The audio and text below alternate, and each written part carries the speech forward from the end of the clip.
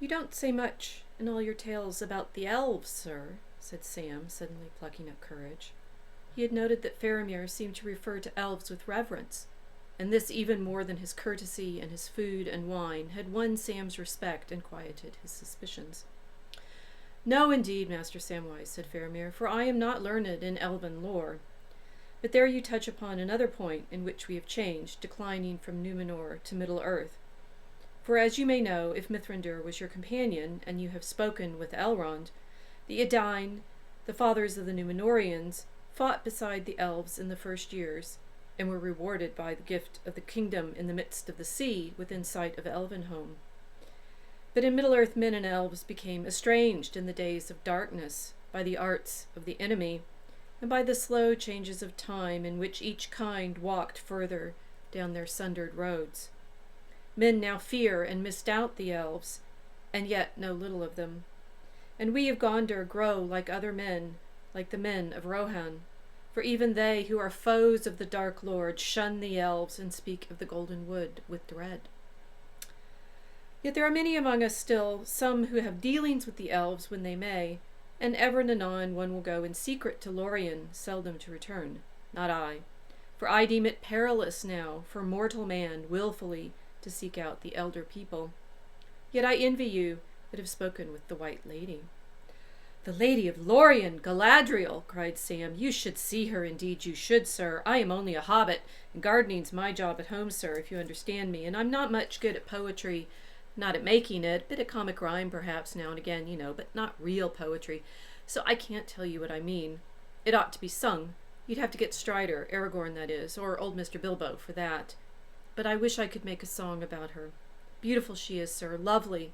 Sometimes like a great tree in flower, sometimes like a white daffodilly, small and slender-like. Hard as diamonds, soft as moonlight, warm as sunlight, cold as frost and the stars, proud and far off as the snow mountain, and as merry as any lass I ever saw with daisies in her hair in springtime. But that's a lot of nonsense, and all wide of my mark." "Then she must be lovely indeed," said Faramir. "Perilously fair." "I don't know about perilous," said Sam. "It strikes me that folk takes their peril with them into Lorien, and finds it there because they brought it. But perhaps you could call her perilous because she's so strong in herself. You could dash yourself to pieces on her like a ship on a rock, or drown yourself like a hobbit in a river. But neither rock nor river would be to blame. Now He stopped and went red in the face. "Yes, now Boromir, you would say," said Faramir. "What would you say? He took his peril with him." Welcome, I am Professor Rachel Fulton Brown, and this is The Forge of Tolkien. Why was Sam... Tolkien. so keen on meeting elves? Now, I spent a lot of time in the last episode talking about the problem of thinking about elves and the way in which Tolkien's elves really look, not much like, well, actually, no, that's in this episode I'm going to show you that they don't look much like other fantasy elves. But the problem we talked about in The Mischief of Elves is how hard it is to actually figure out, even from the folklore and the literature of the Middle Ages on which Tolkien was purportedly drawing, what elves were like.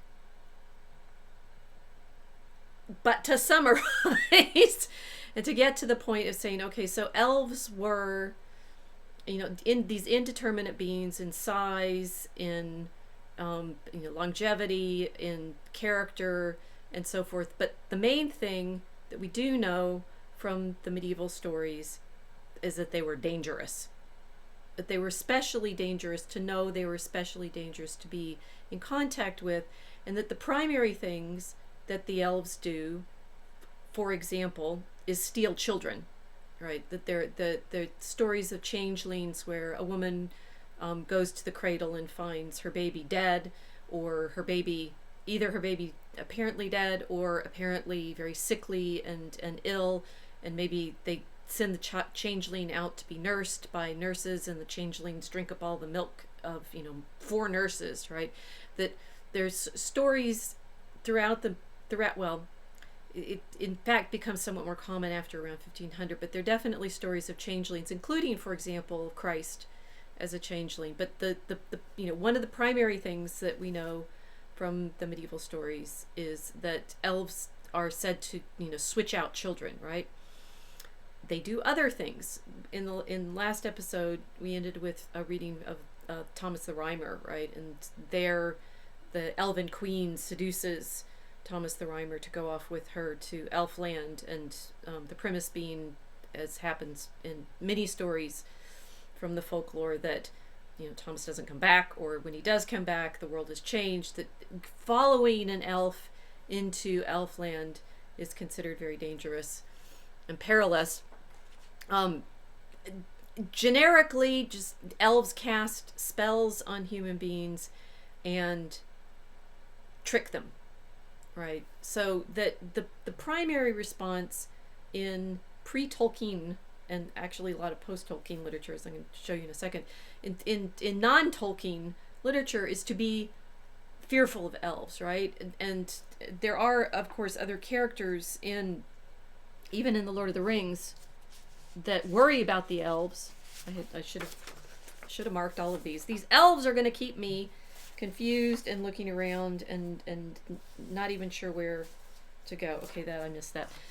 For example, after Boromir, right? After Boromir meets Galadriel in Lorien, he doesn't trust her, right? He thinks of her as tricking him, and when she gives them all that test, it's prying into his mind, and he doesn't like her. He's unsettled.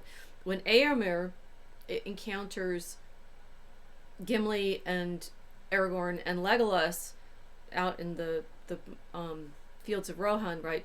His first impression when they said, "Well, we've been in Lorien," is, "Oh, you've been with that sorceress, right? That weaver." I think maybe Boromir calls her sorceress. And the men even in the Lord of the Rings in Middle Earth are distrustful of the elves, and as in our opening passage, Faramir does.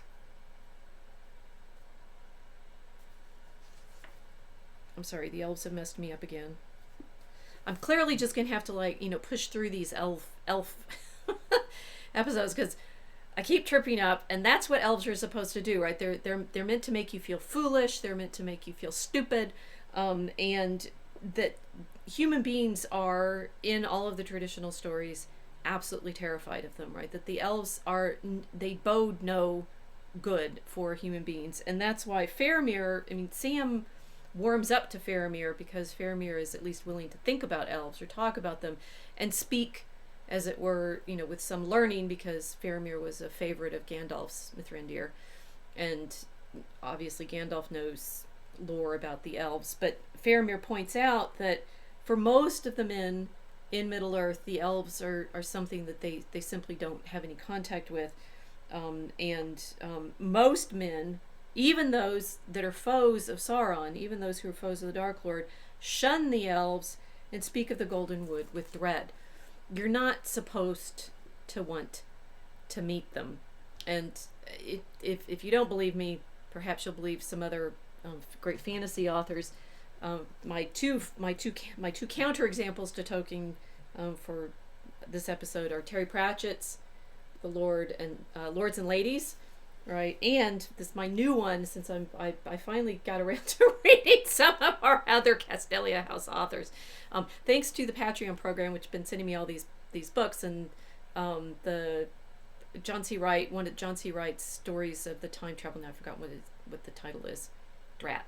I know Awaken the Nightland is one of the library volumes, but this one's one of the Castelia volumes, The Green Knight Squire, which I found in the way in which the serendipity of things come to you, was recommended to me last week, right after I finished recording the previous episode on the Green Knight, right? So I knew I had to read it, and now I'm delighted by it, because I realize that the reason you guys keep talking about how much you like John C. Wright is that he is doing many of the things that obviously Tolkien was trying to do, but with an even more explicitly Christian focus, right? And of all of the fantasy I've ever read, I was delighted and surprised to find out that Christianity has the sort of good magic in this Moth and Cobweb series. But the elves still get, the hard rap, right? And so this is, I think, the way, oddly, we're supposed to think of elves. And of course, what Terry Pratchett is doing in his Discworld stories is both playing off Tolkien, right? Because he has all these characters that are wizards and witches, and actually there are not many witches in, not really witches in Tolkien, are there? They're wizards, but not witches. Topical potentially to ours. But as dwarves and trolls and all of the different peoples, and obviously the Discworld series became much more than simply a parody or satire on Tolkien. I think it's the greatest satire that we have of modernity. The Pratchett's really, really quite wise. But he has a different sense of the importance of story than Tolkien does, and particularly in the witches stories, which I've referred to before, Pratchett is trying to get you to break out of story, right? He's like in Witches Abroad, which I think I've read to you from before. There's this premise that stories sort of get us to tell them, right? That the stories come along and trap you and make you tell them, and that what Granny Weatherwax is able to do with her sister in Witches Abroad is break the story, right? That you're meant to not get trapped in the fantasy that the stories try to weave around you. Well, in Lords and Ladies, the problem is A Midsummer Night's Dream, right? And very particularly, the queen of the elves, the queen of the fairies, is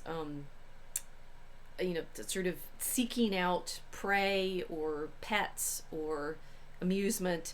And in part of the story you have a replay of Shakespeare's mechanicals doing their little play that they're going to put on before Pyramus and Thisbe, Theseus and Hippolyta, about Pyramus and Thisbe. And so it's a playing off of the problem of the characters in the Discworld story being caught up by the Queen of the Elves into her story, and of course the mechanicals have a great time because they get to Morris dance and things like that, which is hilarious. But the problem being, how would you, in fact, if the Queen of the Elves stole your husband, for example, react? And like I said, Thomas the Rhymer is taken off by the Queen of Fairyland in the ballad, and in Lords and Ladies, the Queen captures the king of Lancre. Right? It's like, I think it's meant to be a pun on like the Arthurian kingdoms, but I'm not sure, or maybe it's just like a pun on getting boils or something. But anyway, he's the king of Lancre, who had been the fool and is now the king, and Magret, who had been one of the witches, has to go rescue him from the Queen of the Fairies. And the setup is, how is it that the witches are in fact going to fight this queen? Well, iron comes into it, and that's quite significant. But the premise being, most of what goes on with the elves and human beings is in their minds, right? It's what the elves have is this glamour, this ability to make you feel like you're nothing, right? And this is the by the end of the story, so the queen has kidnapped King Varence, and Magret is going to have to go rescue him. And the problem is whether or not any witch, even Granny Weatherwax, has difficulty standing up to the queen briefly. The bees come into it. Don't worry about it.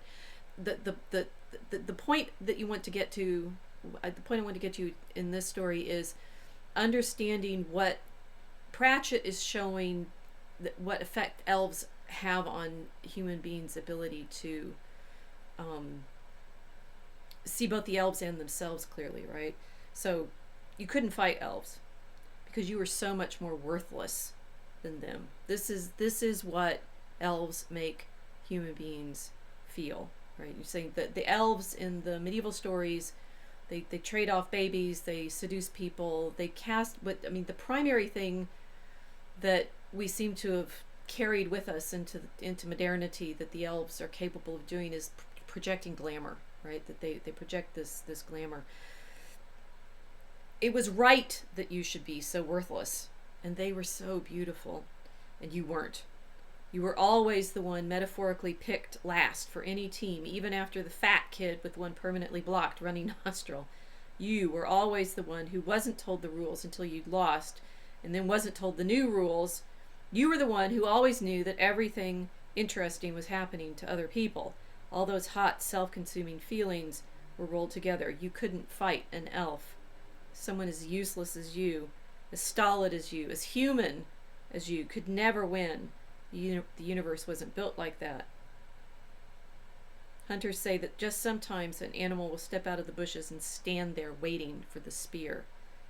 Margaret managed to half raise the axe, and then her hand slumped to her side. She looked down.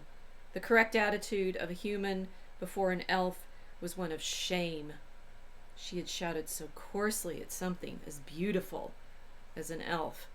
Now, recognize that is, Tolkien is definitely pointing to that sort of traditional appreciation of the elves, that what Sam, enthuses about, right, when he's talking to Faramir, is how much he wishes he could describe Galadriel's beauty. I wish I could make a song about her.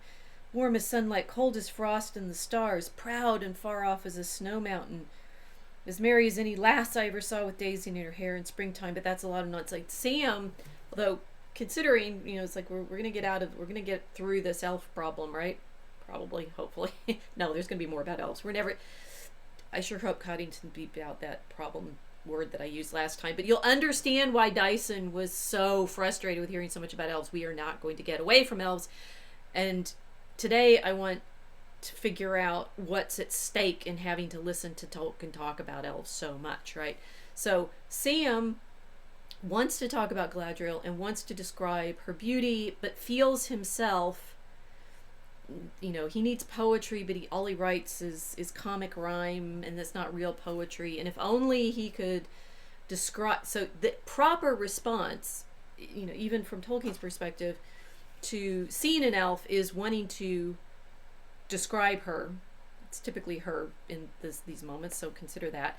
Wanting to describe her and feeling incapable of it, which Pratchett then shows is this response of just utter worthlessness. This human being is absolutely, horrifically, horrendously nothing in comparison with her. And that is it's also what Wright does in his opening descriptions of the elves. I do have to give you some way. You're going to know that they go to see the elves, right? And so his main character is a Parsifal character, a quest character, who's an Arthurian knight, literally, from the beginning of book 2. And he is himself of complicated lineage. His Gilberic Parsifal moth. He's himself human mostly, but not only. This so-called Twilight character, which I think is also playing off. I read to you some from the Shakespeare's Queen Mab, right? The cobwebs and moths and the sort of exactly what are the insect fairies.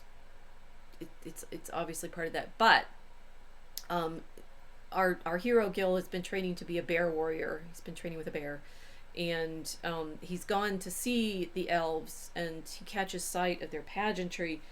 And again, the original impression is one of astonishing, magnificent beauty, right? For the first time, okay, don't worry, they've snuck up and they're looking. He and his mermaid sister cousin have snuck up and they're looking at the haunted mountain, the tournament that the elves are holding, which, is a little bit heat miser, snow miser, right? Which I found kind of amusing, because the tournament is over what kind of disaster is going to hit humanity in the next year, which I found interesting. It's like this weather debate, right?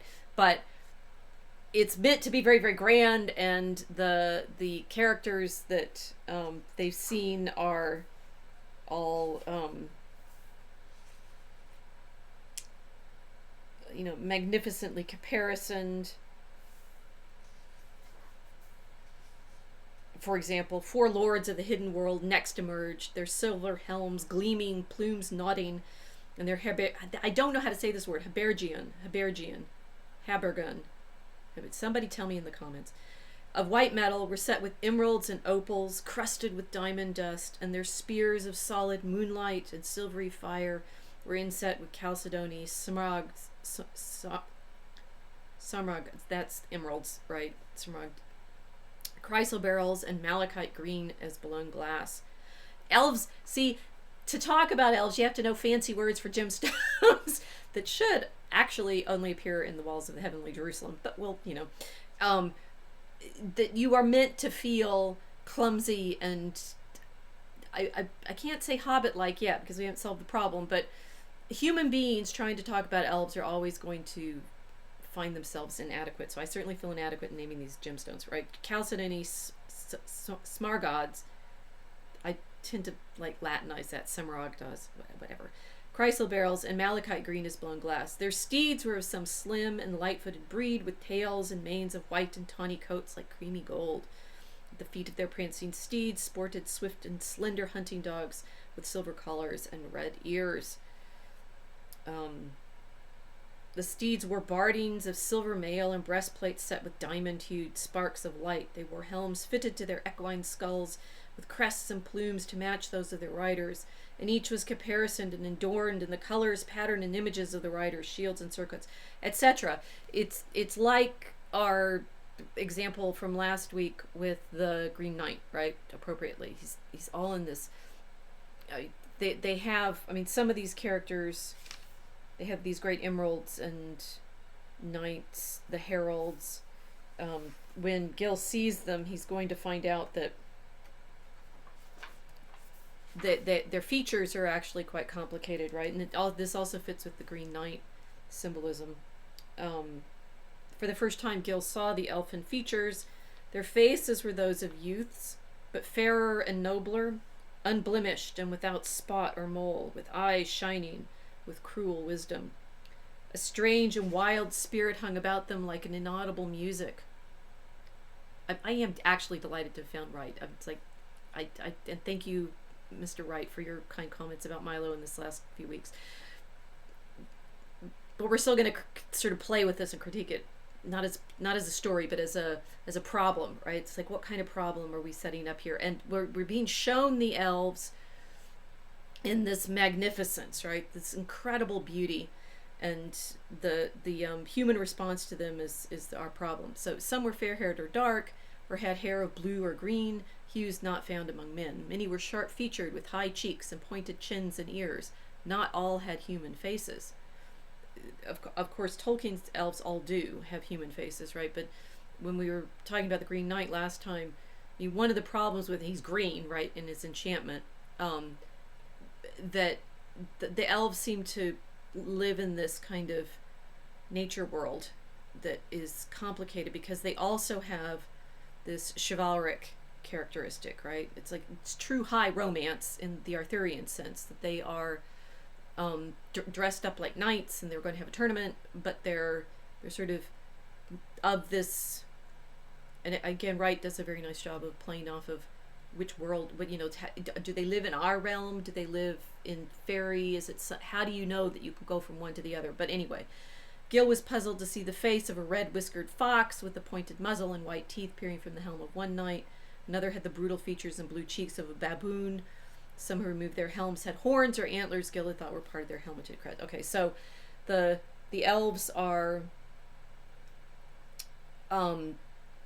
beautiful and terrible, and fit, therefore, again, with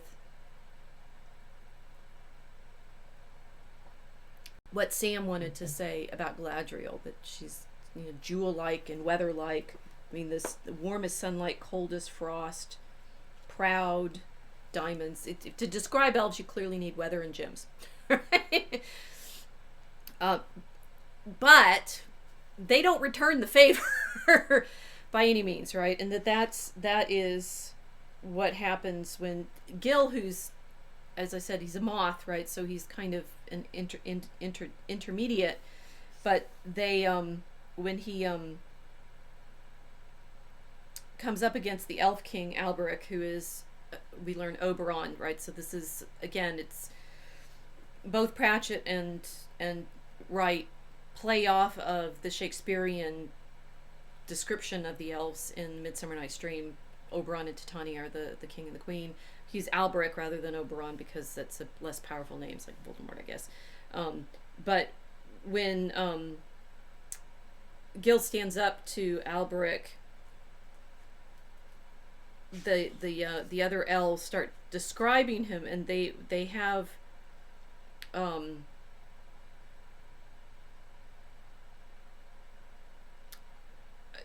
I'm trying to pull out just their adjectives here, right? So the Elf King turns back to Gil and asks him who he is and who's his father, and Gil at this point says, "Sir, I cannot say." The second rider, who bore a crescent above the cup on his shield, said, "What discourtesy is this?" So it's like the courtesy is meant to be very high with the elves and the sort of chivalric performance. "Why does this mortal son of the dirt befoul the celestial tempered weapons of Elfland, Rune-begirt and Jim Beset, with the touch of his hand of clay?" For the elves, and again, I think Wright's accurate here in the sort of problematizing of elves. What the elves see of human beings is their mud.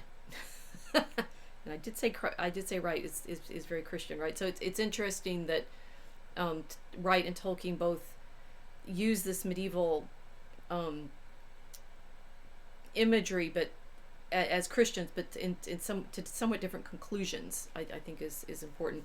That the human beings are worms, clay-like, mud, dirt, and of course for Pratchett, who is among other things, I mean, Pratchett, whether he's atheist or just, he always said he was atheist, but he as I've said before, he has, to my reading, one of the sort of richest understandings of religion as a problem, right? The way it depends on worship and attention and stuff like that. But Pratchett, of course, is going to solve this problem psychologically, right?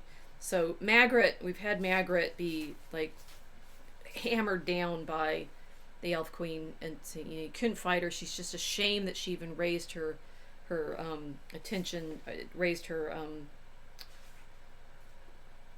axe to her. Granny has summoned the bees. The bees have covered up Granny. Something's happened, so the Elf Queen is distracted, and Magritte gets her chance when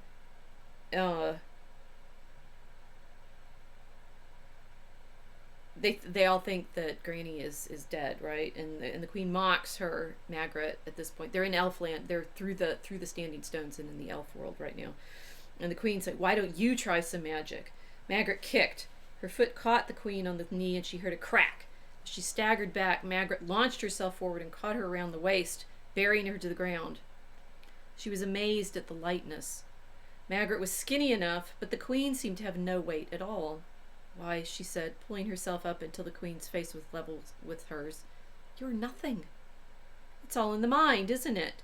Without the glamour, you're—" An almost triangular face, a tiny mouth, the nose hardly existing at all, but eyes larger than human eyes, and now focused on Magritte in pinpoint terror. "Iron," whispered the Queen. Her hands gripped Magritte's arms. There was no strength there. An elf's strength lay in persuading others they were weak. Magritte could feel her desperately trying to enter her mind, but it wasn't working. The helmet was lying several feet away in the mud. Magritte's been imagining herself as this, warrior queen, right? And she realizes, no, it's just herself now.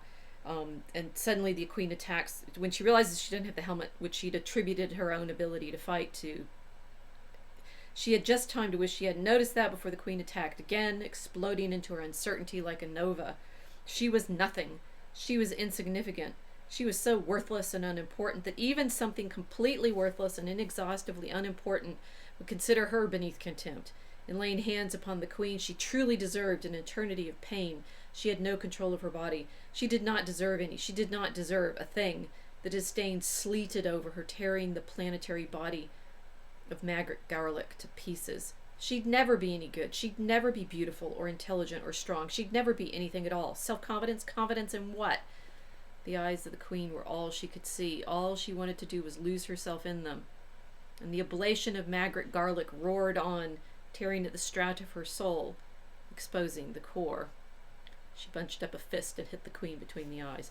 Now, what is, what delightful about that is Margaret's had a lot of practice being told she's nothing by the senior witches, right? And so this psychological assault that the elf makes on her is ineffective for the reasons that most of us, when assailed by the elf queen, showing us that we're worthless and nothing, and how dare we grab onto her, and would just crumble away in the sheer soul ablating shame, the ablation of Margaret Garlick. There's a beautiful word choice there, the ablation. She's completely stripped down to her core, and then that is where her actual strength lies. It's like elf's primary weapon is making us think that we're nothing. Who else does that? I'm saying elves, thinking about why they're elves in our stories, right? Which is we're sort of trying to get to, it's like, what are they doing in Tolkien stories? Why is Tolkien so fascinated with elves? Why does he feel sorry for elves, right? It's like there's this incredible, well, wait a minute, right? Pratchett, I just started reading this, so I'm only partway through, and I don't know where the story goes. What I do know in the early part of the Green Knight, the Green Knight Squire, is we're presented with the elves in the way in which, for example, they appear in Midsummer Night's Dream. The way, I think even potentially they're supposed to appear in the movies, right? Because once you see an elf like Elrond or Galadriel or Legolas, you're meant to feel ugly and garbage and incapable of being anything around such magnificent, beautiful beings. And that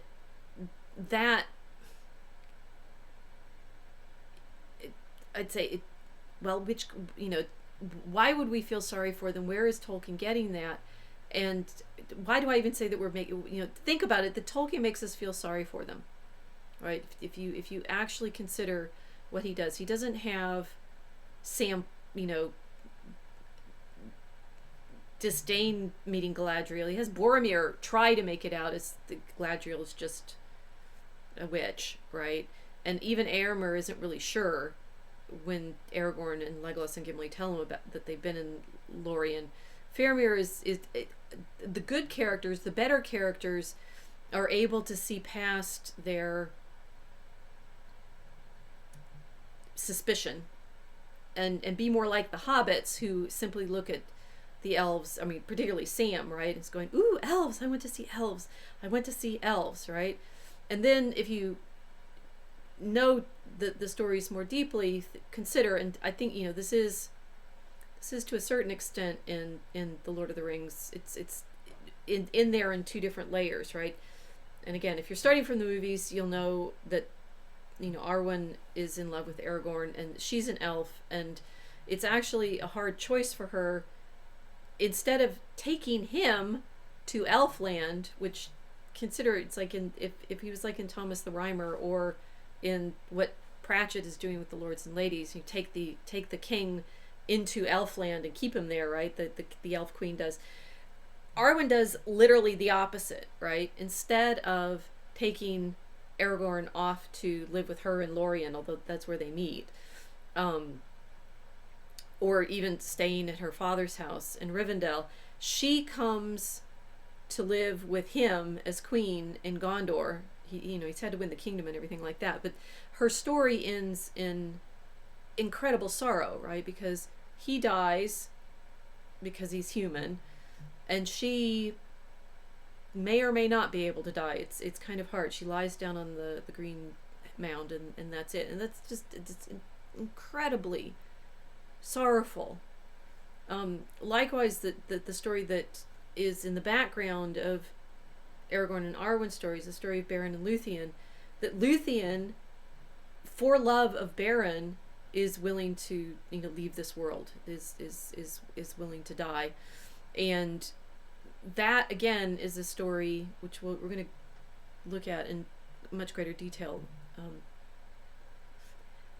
I don't predict in the future exactly where we're going, because I then start unpacking things and they blossom out and I have to keep going in this other direction. But anyway, we're going to get to Beren and Luthien. This is necessary, a setup for it, because recognizing that Luthien, Arwen, when Aragorn sees her, recognizes her as an altered Luthien, right? And Luthien is in many, many ways the great centerpiece of the Silmarillion, because she, with Beren, are able to capture one of the Silmarils and get it back from Morgoth, right? So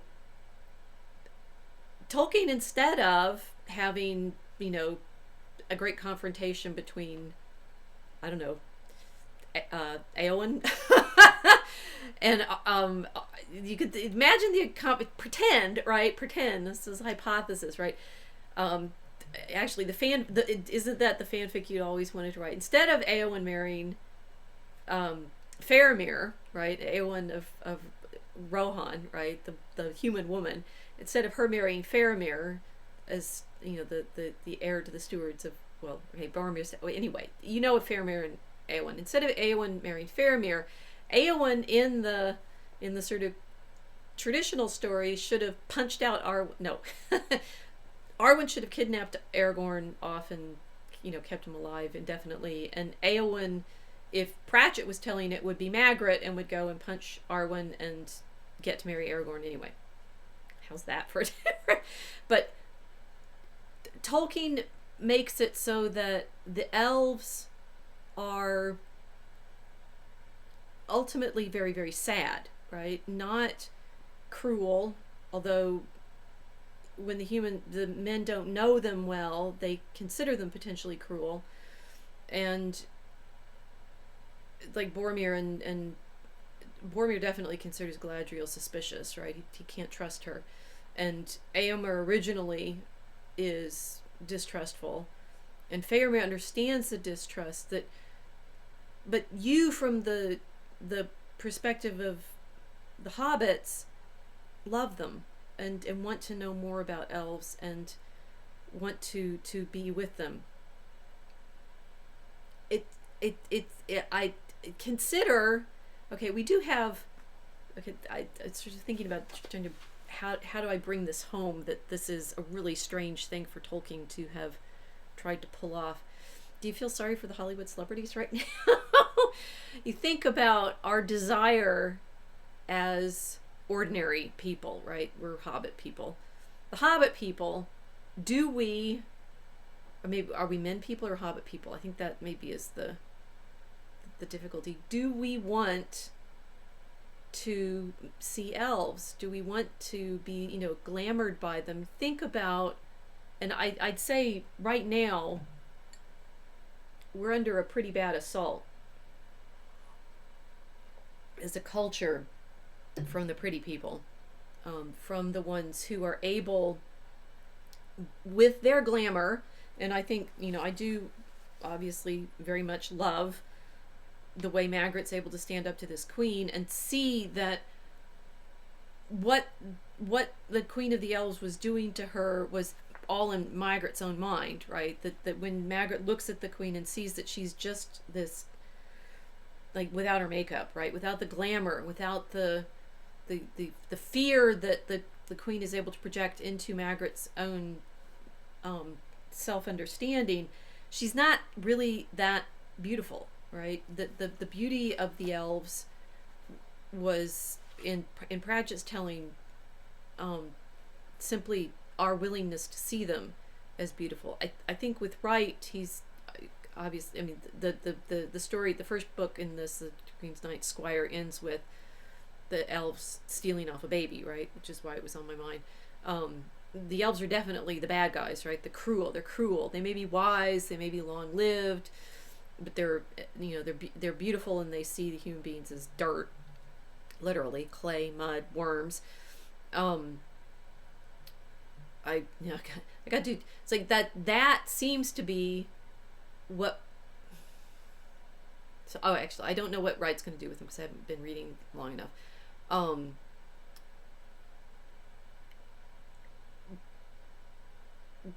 it it's very hard right now to look at the people who have been projecting themselves into our imaginations for the past 100 years through movies, right? And Tolkien was obviously of the period, early 20th century, first till 1973. So he has movies in his life.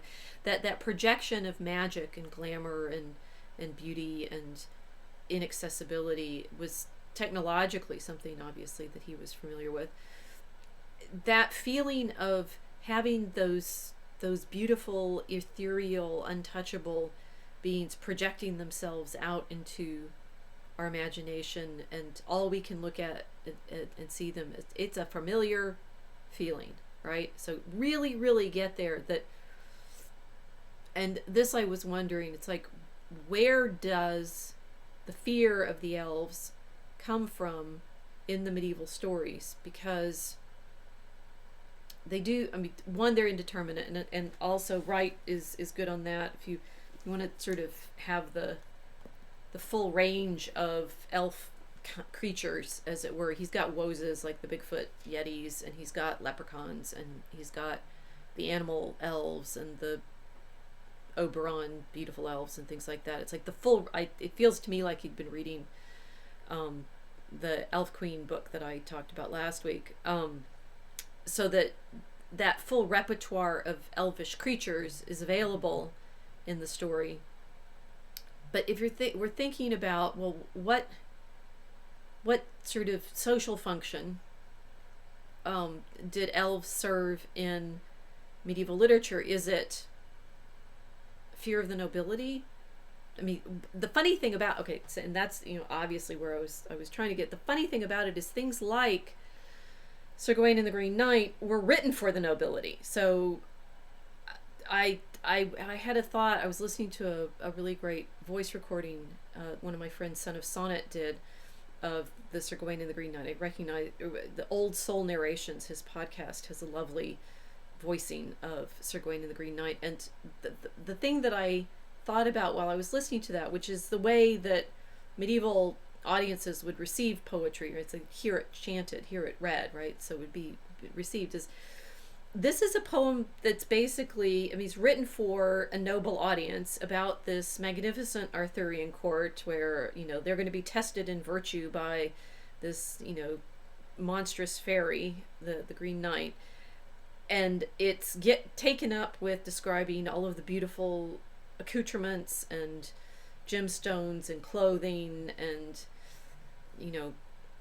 delicacies that this court enjoys, and you're basically giving a speech to a room full of we don't, well, if we do we don't have nobility. Meghan Markle's been on my mind too, thanks to some of the things that Milo's been writing about her. You think about reading a poem like that to an audience of our current beautiful elite, and basically praising their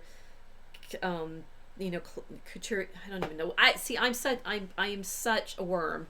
I don't know anything. I don't know anything about fashion. I don't. You guys, you see me in the same sweater every time, right? I'm not even Mr. Rogers. I don't even change clothes.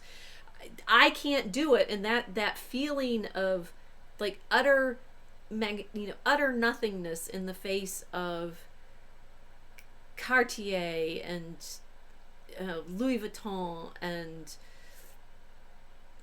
I can't even know the names. Is Chanel still a thing? Who knows, right? That write a poem so that you're praising all of those artists and designers and hairstylists, and Jimmy Choo makes shoes, right? It's kind of thing. I'm Margaret. I just want to punch them. Except for it's also very easy to get caught up in the glamour, right? Now, I think it is, in fact, very, very interesting that Tolkien, as a novelist, whatever he is, he's not really a novelist, a storyteller, does not give us the same out that Pratchett and Wright seems to be giving us. I don't know where he's going with the story, but it's like that we are, in Pratchett, obviously very clearly meant to sympathize with the commoners, right? The witches serve the commoners, although even though Margaret's queen, she's not much of a queen in sort of regal character. She's, when she runs off to fight the fairy queen, she's carrying all the baby gear, which is hilarious. That, you know, we in modernity are meant not to want to be dazzled by that nobility, by those elves who steal our children. Oh, I hadn't thought of that. Yes, elves stealing our children and turning them into monsters. That never happens, right? Dressing them up in the wrong clothes and painting their hair funny colors and trying to make them into animals. And oh, I think I found the thread, right? It's like you can, in fact, see that desire in our own culture to manifest all of these kind of creatures, but it's intention, right? There's this sort of terror of that magical transformation into animals and blue-haired mermaids and so forth, and this recurring desire simply to be human and ordinary, back and forth, back and forth, back and forth. Now, what I find in thinking through this problem more closely, I mean, I've thought about elves a lot, but then I realized I've never thought about elves. So it's like the more you think about elves, you realize that you haven't really dealt with elves, because Tolkien undoes all of that envy. You don't really, I mean, it's interesting. You don't really envy Tolkien's elves. You want to be an elf, but you do feel sorry for them, and you don't end up hating them. I mean, the proper response in all of the stories that we ever have to elves, it's like the superheroes and the boys or something like that. I mean, you need to take off your fantasy hats and put on your hats where you're thinking about all of the other characters, where the glamorous, the real and proper response to the glamorous is to do like Margaret did and punch them, so that they stop making you feel worthless and like nothing and ugly and mortal.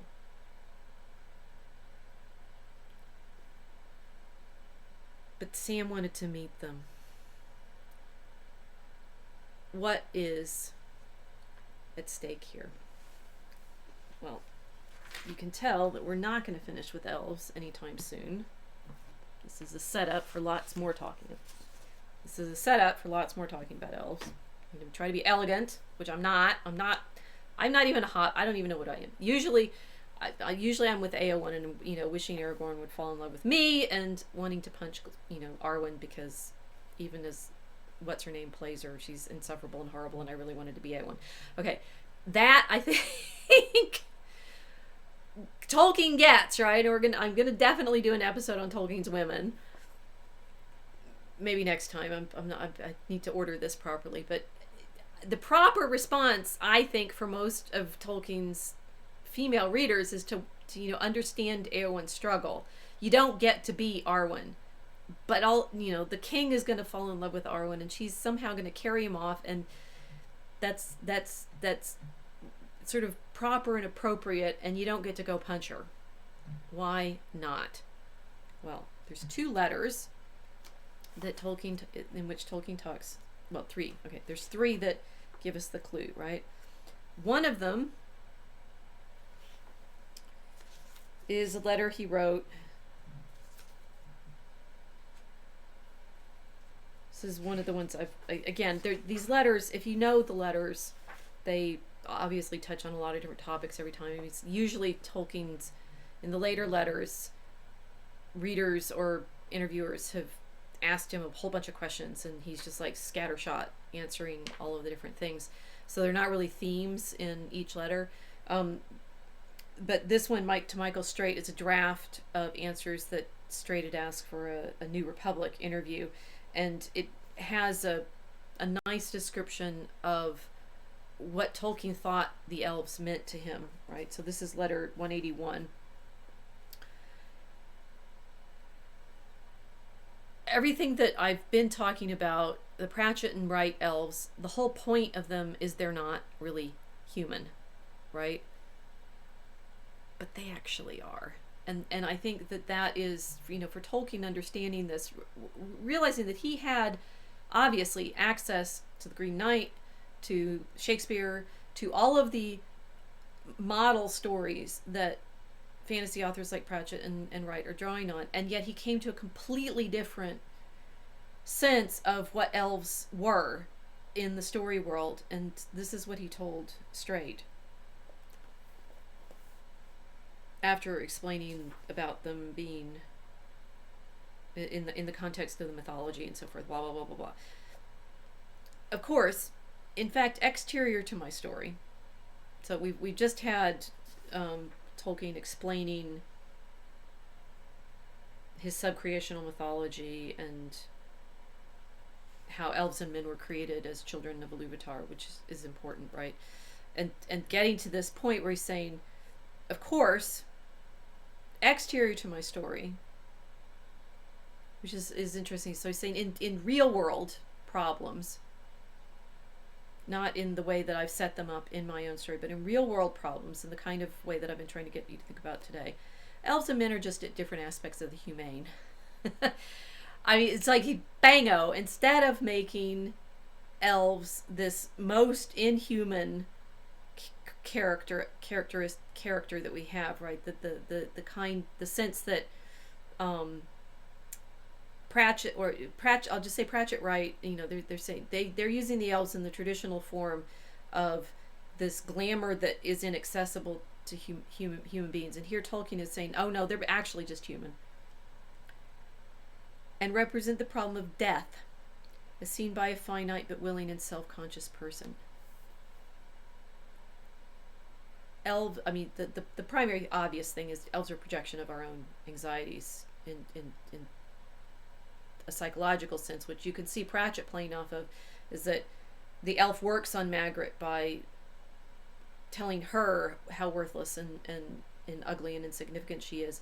But Tolkien's understanding that, there's this sort of, he doesn't really quite say need, but the desire for elves, the longing for elves, is a longing for something that is obviously our own. In this mythological world, the elves and men are in their incarnate forms kindred, but in the relation of their spirits to the world, in time represent different experiments, each of which has its own natural trend and weakness.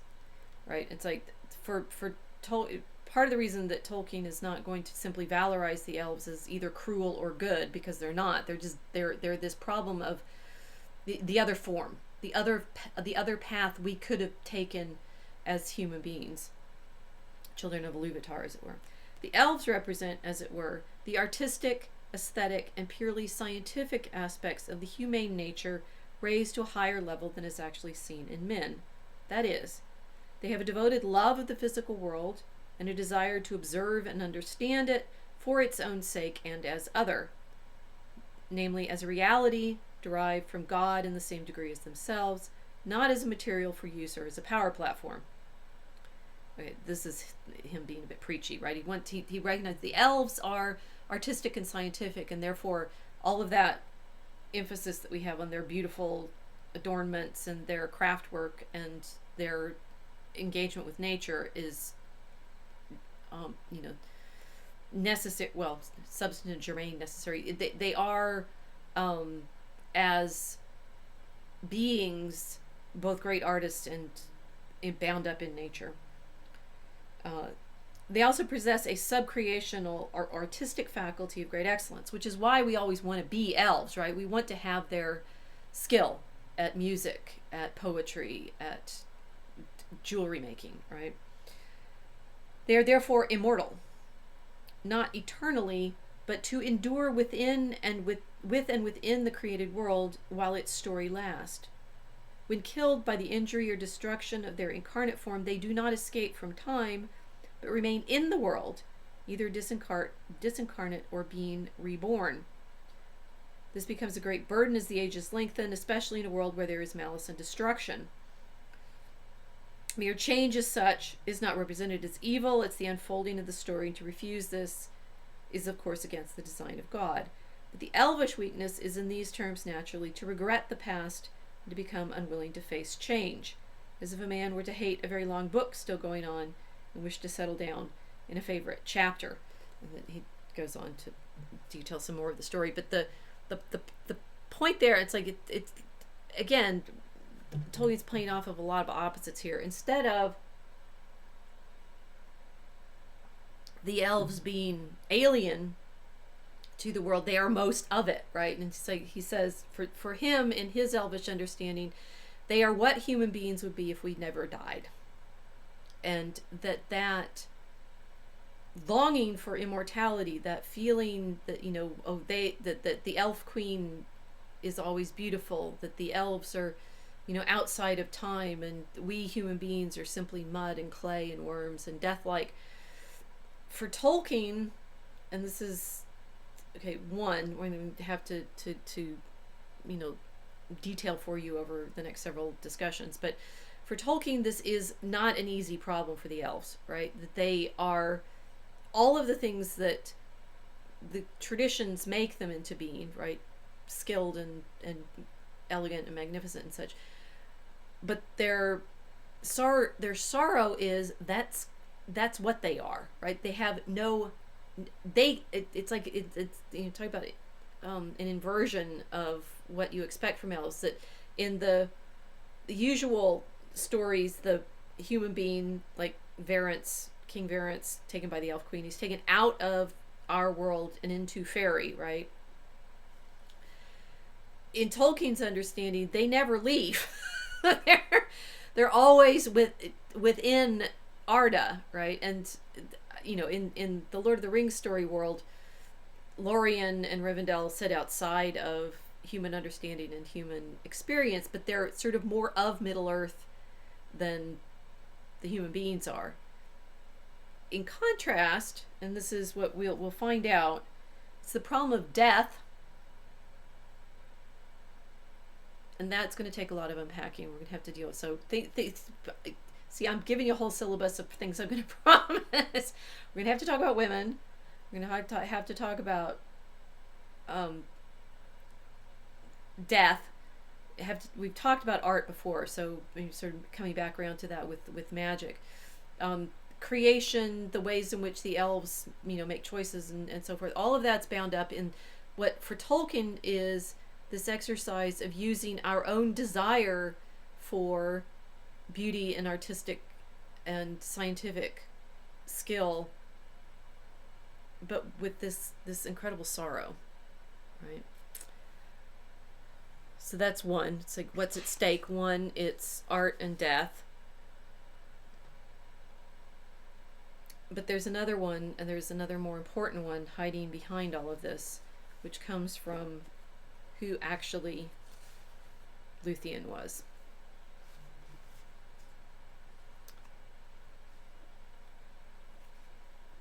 Letter 340 is a letter to Christopher Tolkien, dated July 1972.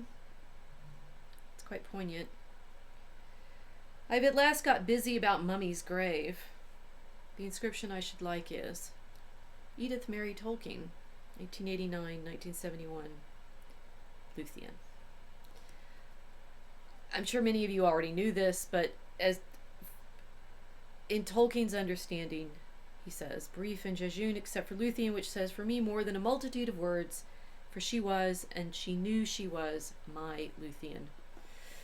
Tolkien wanted to marry an elf, and as far as he was concerned, he did. And this is where things get, of course, infinitely more fascinating and infinitely more poignant, because even as he's naming her Luthien, and I think if you know anything about the way in which he courts her. I mean, it's in Humphrey Carpenter's biography, but I'm understanding now Carpenter's undoing things that are not necessarily accurate, like saying that Edith tended to resent or feel frustrated by Tolkien spending so much time with the Inklings and not as much time with her. That's not accurate. I mean, Tolkien deeply, deeply loved Edith, and if you saw the movie, which I didn't see, but it's about their courtship, and of course, and the reason I didn't see the movie is because they leave out her having to convert to Catholicism as the major element of the tension, but that Tolkien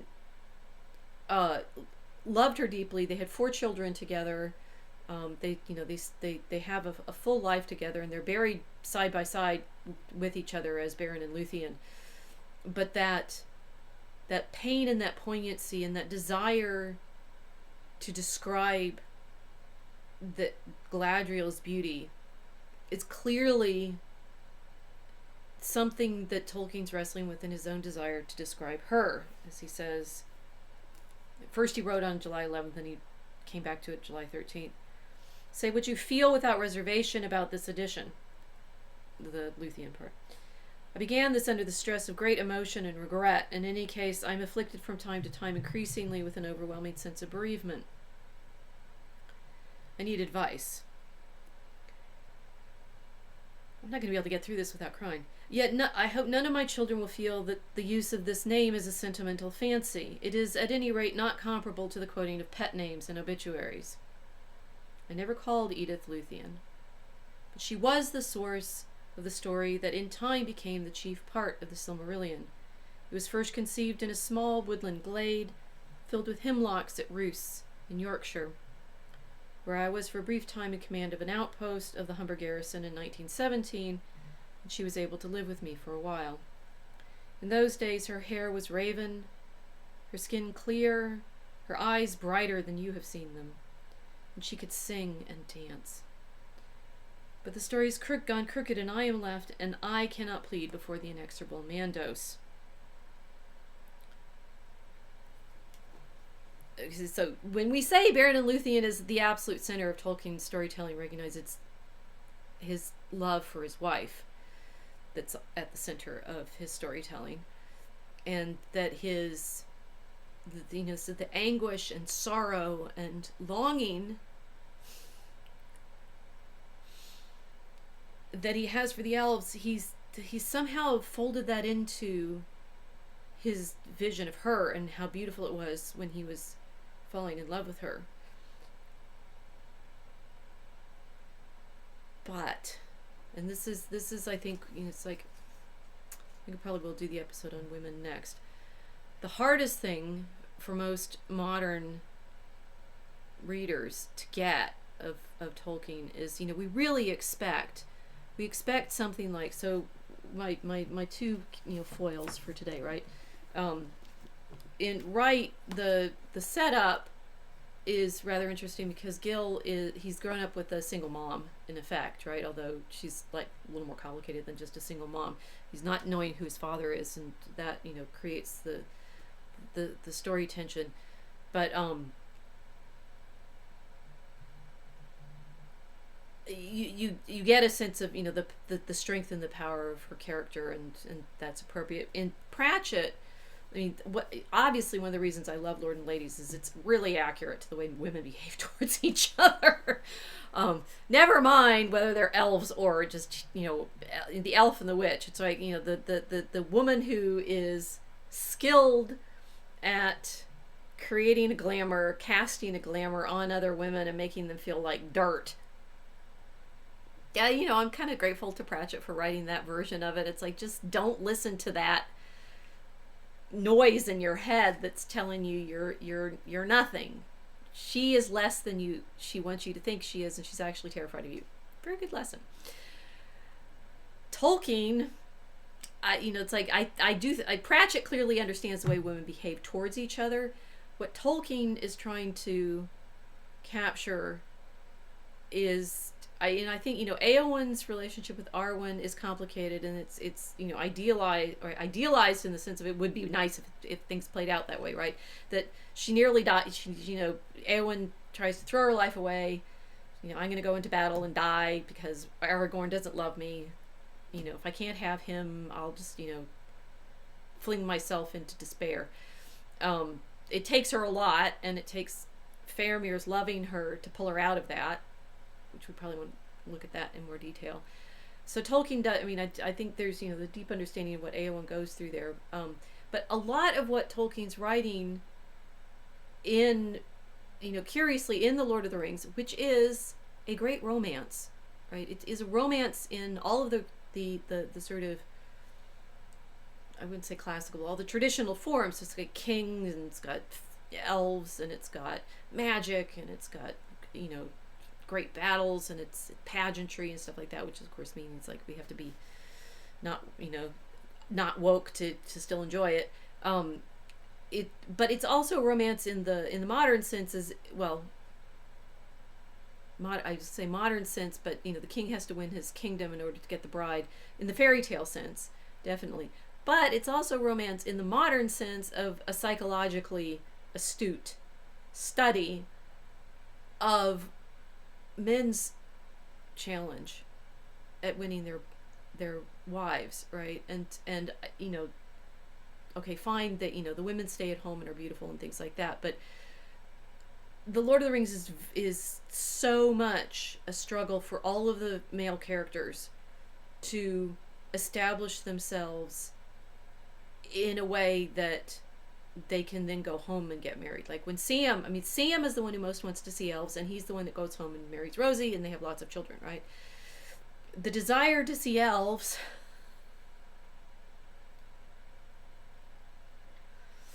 I weep because when I said this in class the last time, I got the most hate that's ever been thrown at me as a teacher. The desire to see elves is a desire for having children.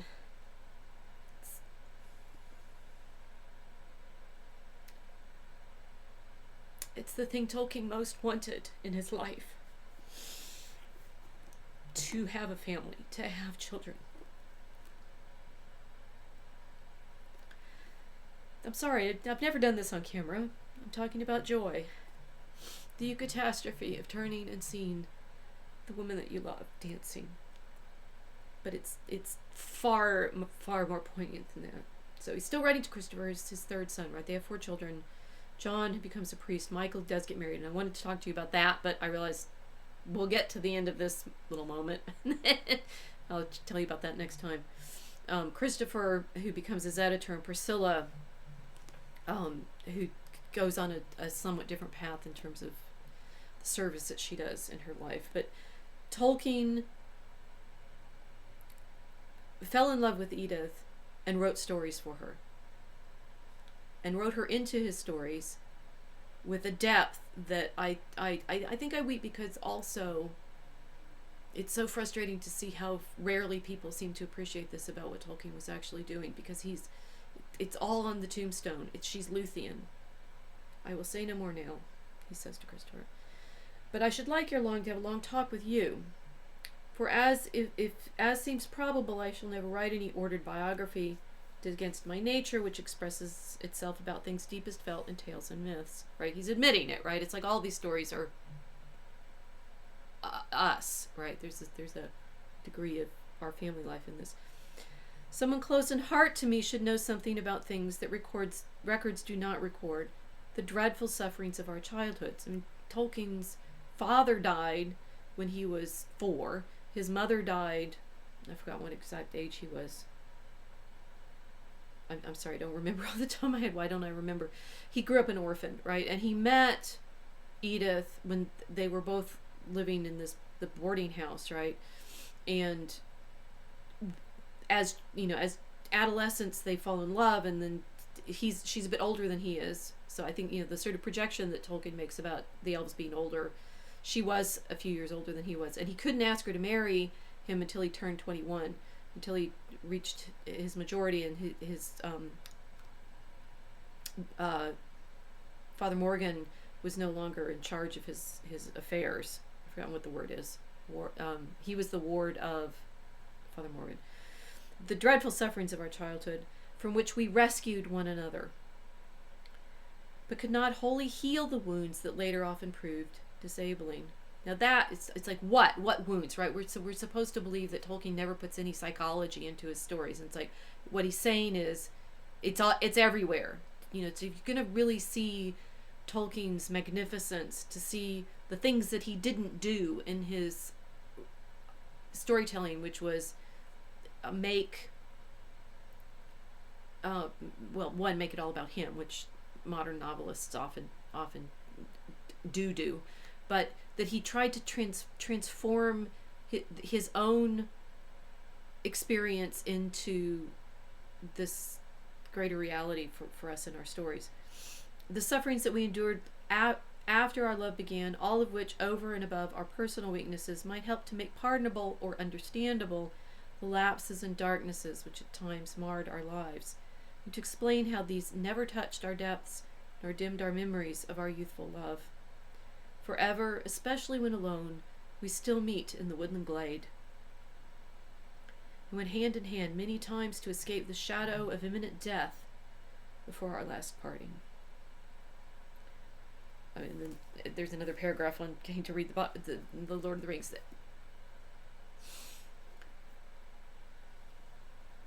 What I think, you think about the peril that we take into our meeting with the elves. Remember at our beginning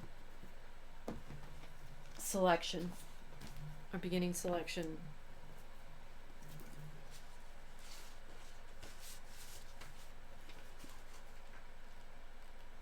Just letting you absorb all of that.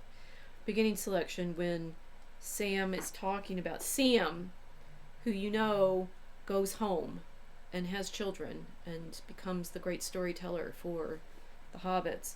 Sam wants to meet the elves. He wants to know their stories. He's so willing to meet elves and know their stories that he goes on a journey with Frodo to hell. Think about that. And comes back from, the Lord of the Rings ends with, and Sam, I'm back, right? Comes back able to carry on and have a life and have joy and have a family. That he is delighted to have met Galadriel, right? He's saying, the Lady of Lorien, Galadriel, you should see her. I am only a hobbit. Gardening's my job at home, sir. If you understand gardening, that's really important. He's like, he grows his own food, definitely, but he grows flowers too, and he grows. Sam is rooted in all of the right ways, right? And when he sees Galadriel, he sees loveliness and coldness and, well, I'm not much good at poetry, not at making it, a bit of comic rhyme perhaps now and again, but not real poetry, so I can't tell you what you mean. It's like our inadequacy in language, that reaching that we do in poetry, in language, towards describing that thing that we want most to grasp. He's pointing there. It ought to be sung. You'd have to get Strider, Aragorn that is, or old Mr. Bilbo for that. But I wish I could make a song about her. The desire to sing, that desire to make a song. She's beautiful, lovely. Sometimes like a great tree and flower, sometimes like a white daffodil, small and slender. Like, it's interesting, he describes her in trees and flowers, right? He's gardener. She's alive. He wants to describe her I'm going to say fertility, but her she's not a cold stone, and yet she is also that, hard as diamond, soft as moonlight, warm as sunlight, cold as frost and the stars, proud and far off as Snow Mountain, as merry as any lass I ever saw with daisies. But that's all nonsense and wide in the mark. Then she must be lovely indeed, perilously fair, says Faramir. And Sam responds with this, saying, well, I don't know about perilous. Strikes me that folk take their peril with them into Lorien. That peril. Tolkien has told us that his story is grounded in that image that he had of Edith dancing, and we'll get more of that in detail in the Luthien poem. But he falls in love with her dancing and singing, and wants to write stories and poems for her, and wants to write about her. But you take your peril with you when you fall in love. I start crying again. The fear of the elves, I think, it's interesting because if you think about all the things that elves are for human beings, right, in the stories, loss of children, the babies that get stolen, our lovers stolen away by someone more magnificent and glorious. Nah, right. There are other stories, things like, the incubus, the incubi, and the succubi, the beautiful lovers, masculine or feminine, that we can't have otherwise. I think fear of the elves, so deep down, the fear of love, and it's being sundered in death.